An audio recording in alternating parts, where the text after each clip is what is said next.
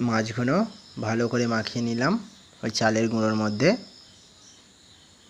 এরকম একটা একটা করে মাখিয়ে নেবে। পাশে থাকবে নিত্য নতুন রেসিপি পেতে আমার ইউটিউব চ্যানেলকে সাবস্ক্রাইব করবে। প্রতিদিন নিত্য নতুন রেসিপি পেতে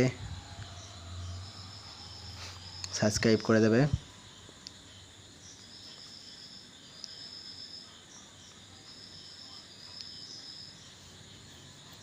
ভিডিওটি যদি ভালো লাগে অবশ্যই শেয়ার, কমেন্ট, সাবস্ক্রাইব করবে, অবশ্যই লাইক করবে।